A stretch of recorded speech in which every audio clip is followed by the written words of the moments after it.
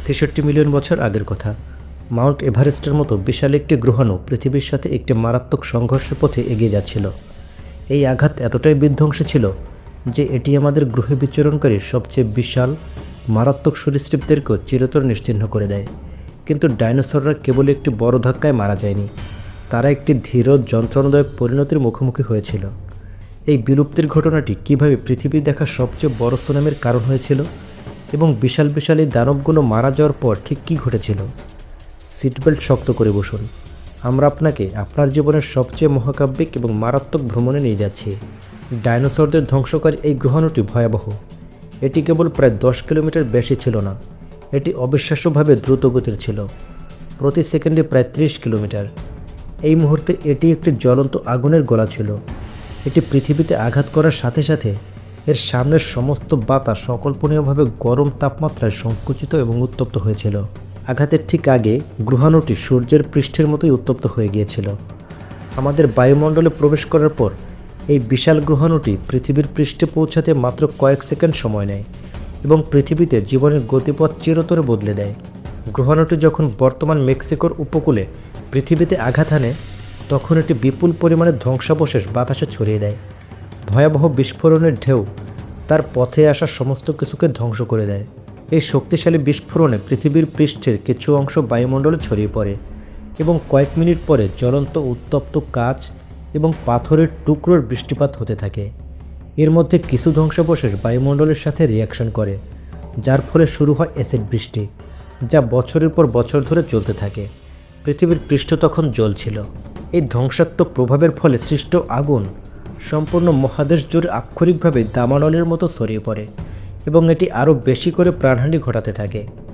তারপর যখন আপনি ভেবেছিলেন যে সর্বনাশের পরিস্থিতি আর তীব্র হতে পারে না, ঠিক তখন এটি ঘটেছিল। পৃথিবীতে আঘাত করা গ্রহাণুর আঘাতের প্রভাব এতটাই শক্তিশালী ছিল যে এটি গ্রহ জুড়ে শকওয়েভ সৃষ্টি করেছিল। এবার মেগা সুনামির খবর শুনুন। সমুদ্রের উপর দিয়ে 10 মিটারেরও বেশি উঁচু জলের প্রাচীর ছুটে এসেছিল। এটি কোনো সাধারণ সুনামি ছিল না, এটি আজ আপনি যা দেখছেন তার চেয়ে 30,000 গুণ বেশি শক্তিশালী ছিল। এই ভয়াবহ ঢেউ উত্তর আটলান্টিক এবং দক্ষিণ প্রশান্ত মহাসাগর জুড়ে ছড়িয়ে পড়ার সাথে সাথে উপকূল রেখাগুলো বাঁচার কোনো সুযোগ পায়নি। ঢেউটি এত জোরে আঘাত করেছিল যে এটি মহাদেশটিকে ধ্বংস করে দিয়েছিল এবং নতুন আকার ধারণ করেছিল। আপনি যদি এই সর্বনাশের ধ্বংস প্রত্যক্ষ করতে সেখানে থাকতেন তাহলে আপনি এর থেকে কোনোভাবেই বাঁচতেন না। কিন্তু কিছু ডাইনোসর তা করেছিল। শূন্যে এবং দূরে থাকা ডাইনোসরগুলো আঘাতের দ্বারা তাৎক্ষণিকভাবে ধ্বংস হয়ে যায়নি, ফলস্বরূপ আগুনে তারা পুড়ে যায়নি। যদিও তারা মেগা সুনামির কবলে পড়া এড়াতে পেরেছিল, তবুও তাদের ভাগ্য একই ছিল। ধুলো জমে যাওয়ার সাথে সাথে শুরু হয়েছিল পারমাণবিক শীত। যদিও এটি পারমাণবিক অস্ত্র ছিল না, তবুও এর প্রভাব একই রকম ছিল। বাতাসে প্রচুর পরিমাণে ধ্বংসাবশেষ কয়েক মাস এমনকি বছরের পর বছর ধরে সূর্যালোককে আটকে রেখেছিল। পৃথিবী হঠাৎ করেই একটি ঠান্ডা এবং অন্ধকার জায়গায় পরিণত হয়েছিল। ডাইনোসররা এর জন্য একদমই প্রস্তুত ছিল না। তাপমাত্রা হ্রাস পাওয়ার সাথে সাথে এবং আগুন প্রচুর পরিমাণে গ্রিনহাউস গ্যাস নির্গত করার সাথে সাথে জলবায়ু নাটকীয়ভাবে পরিবর্তিত হয়েছিল। গাছপালা সালোক সংশ্লেষণ করতে সক্ষম হয়নি এবং বেশিরভাগ গাছপালাই মারা যেতে শুরু করেছিল।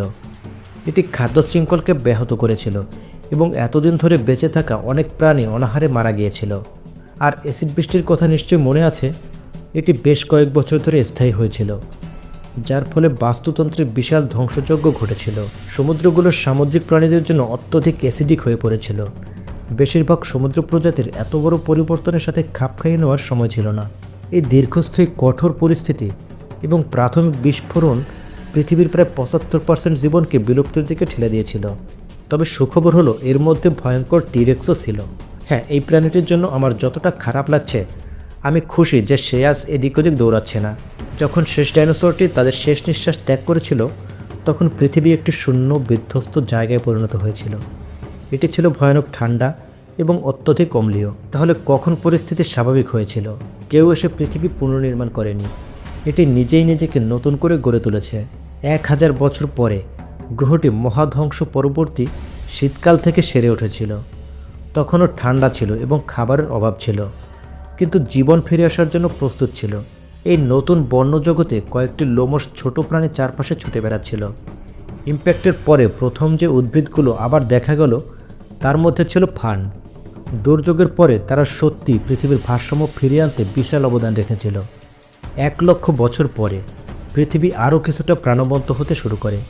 র্যাকুন আকারের প্রাণীরা মহাদেশগুলোকে পুনরুজ্জীবিত করছিল এবং মহাসাগরগুলো আবারও প্রাণে ভরে উঠছিল।